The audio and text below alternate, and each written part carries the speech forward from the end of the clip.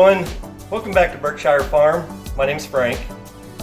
Today I'm going to be planting some seeds, and we didn't have any starter mix or starter soil. All we had was some potting soil. What I'm going to do, I got my little trays here, and what I want to do is potting mix tends to be just not as fine, not as fluffy, and not as fine as starter soil. So what I want to do is I'm going to take some of this potting mix. We've got some potting mix here that what I'm going to do, in order to get it a little bit finer, this is something that I made back in Arizona. I actually sifted worm castings. It's for sifting worm castings. There's a track, and then this box here, you can see it's got a real fine 1/8 inch, I believe it's about a 1/8 inch mesh screen on it. And you can see all it does is I got wheels on the bottom. It rolls back and forth on this track, and you just go back and forth real fast with it, and it would sift the worm castings. But regardless, I mean, this video isn't about worm castings, it's about planting seeds. So I just figured I'd utilize it for what it is I'm going to try to get done today, and that is I'm going to put a tray down underneath here to catch all the stuff that I'm going to sift. Set that right in there like that. Take some of this potting mix, set it right in there like that.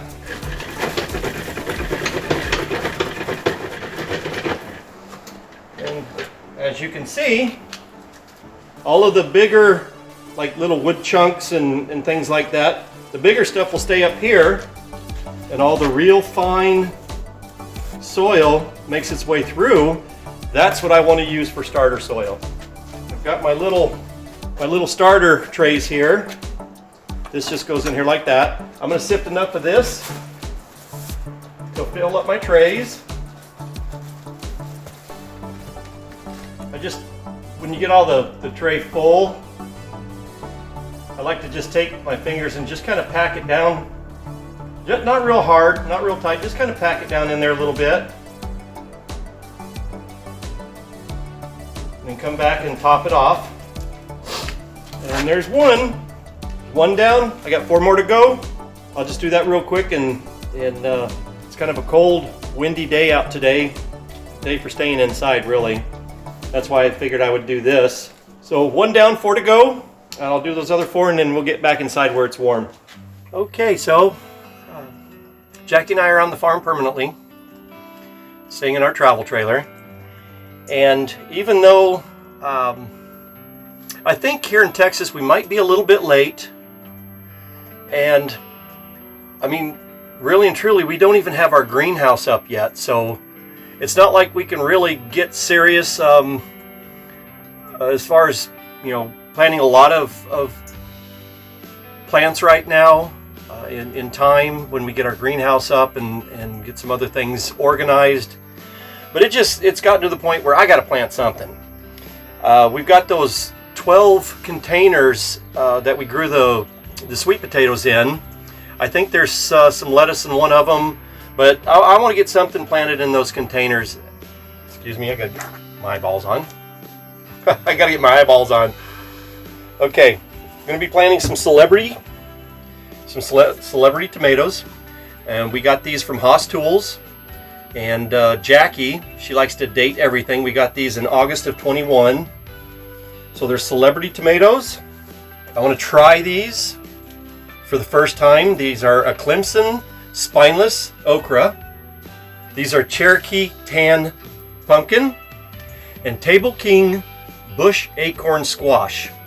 These are all from Haas Tools. We got these from Haas Tool Supplies. This is going to be the first time that we have ever tried Haas Tool seeds, or we're anxious to see how they do. Then some that we have grown before, because these are all open, and again, like I say, they're all dated, so I believe we got the majority of these in 2019. We're still doing very well with them. These are from Baker Creek, and this is going to be a Gerundale squash, This one we have Boston pickling cucumbers.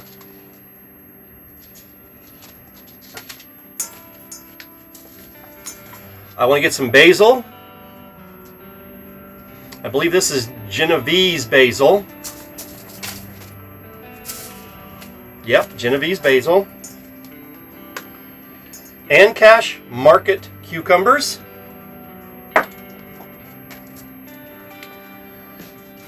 Tam jalapenos. Craig's Grande jalapenos. I like spices. I do. I like spicy stuff. These are okay. We're also going to do some Roma tomatoes. And last but not least, Granny Cantrell. Granny Cantrell tomatoes. It's an heirloom type tomato. We have grown these before. You can see it's been opened. And we did, believe it or not, we did very well with these even in Arizona, which we always had a very hard time with, especially the heirloom tomatoes in Tucson. They're very sensitive to temperature, I believe, and we were able to grow them, but just I wouldn't say grow them real well. So anyway, all I do is I take, and these little containers, we got these, I want to say on Amazon. They've got 6 little trays. As you can see, there's 6 little trays. They sit down in this main piece here. They all have these little domes, and this piece here goes right in here on the top. It goes right there on the top, and then you snap it on like that, so you can turn it, and you can see there's 4 holes. You can line it up with the holes, or you can turn it.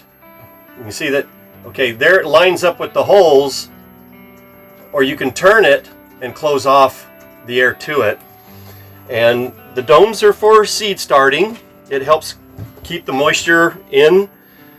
And we've used these a couple years now. They work very well.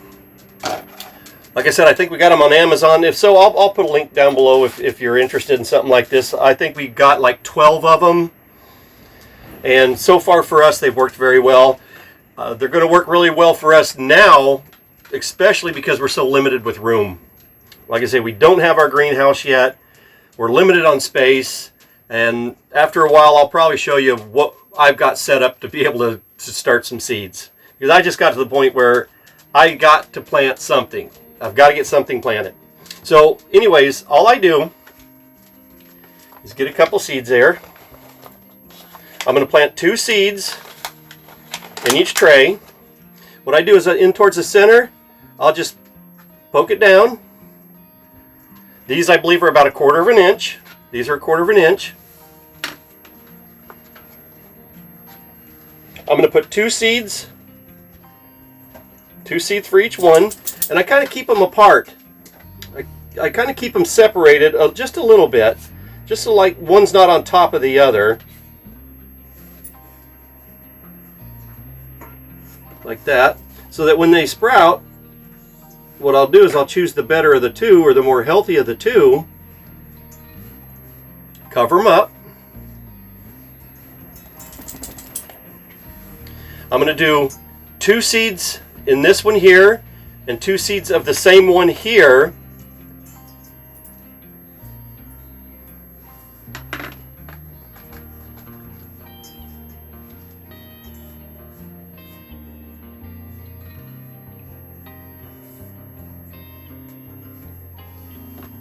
Oh, those got kind of went together.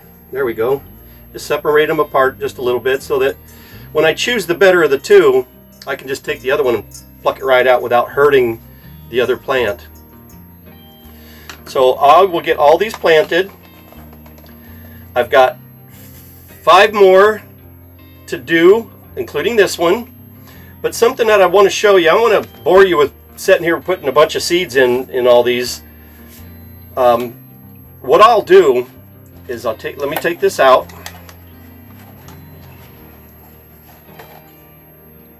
What I do is I'll take some water here.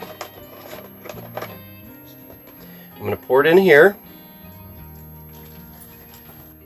I've done it quite a bit with these particular growing trays. Just put about 1/4 inch of water in there. What I want is when I set this in, I want the bottoms of this to just barely be submerged in the water. So take that and set it all the way down in there like that, and then I lift it just to make sure, and I've got water on the bottom. So it's just barely submerged in there, and what it'll do is that water will slowly seep into the soil, and just enough to keep it damp, but not to the point where it's too much. So I do that, and then I will also, just to get things started, just lightly dampen them.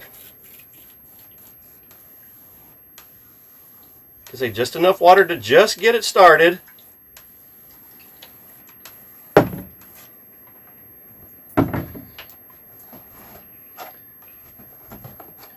Voila, it's going to be like that. So I'm going to finish up all of the other ones that I've got. To start them out, I will go ahead and make sure that all these holes are covered. I want that moisture to stay in there. This year, I want to do another video on it. We did purchase a couple of heating pads. It's something that we never really had to bother with in Arizona. We just didn't. But out here, starting seeds, to start them early, it's just a lot colder. And we feel like we're going to need to consider the heating pads. And when we do that, I'll do a video for you on it. But that's all I do. I'll finish up all the rest of these. That's about it for right now. I will do a continuation of this video when we got some seed sprouting. So we'll see you in a YouTube second. All right, everybody. It's been 5 days since I planted those seeds. And I want to take you back and show you what we've got. This back here is our little, well, can't say growing area. It's kind of just where we're storing our clothes and so on and so forth. So try to ignore that part. As you can see here, well, that's a grow light. Wow, that's kind of bright. I'll turn that off. Turn this one on so that you can, there you go, you can see there. See a little bit better. I want to bring you back and show you 5 days. We've got a couple of them going in there, looking real good. Actually, there's 3 of them. There's one back there in the back corner as well. Let's see what we got over here. And move that probe.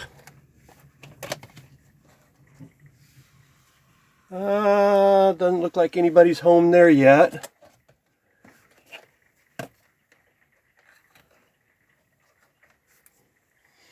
Nobody's in there. See what we got here. Oh, yep, we've got one. Looks like 2 of them coming up. Yep, there's 2 coming up in that tray. And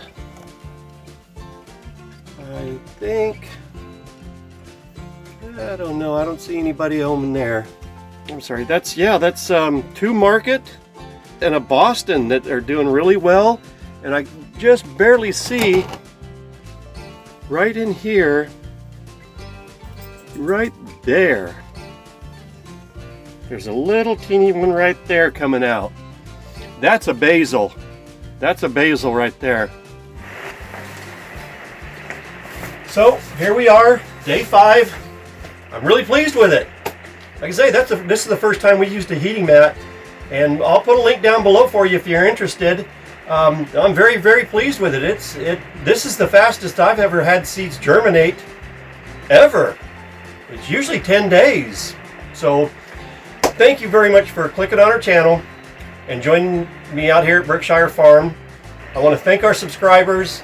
We appreciate you for watching our videos, and we'll do another one. We start planting these into the containers. Hopefully it won't be much longer. We'll get a greenhouse out. But until next time, take care, and thank you again, and God bless.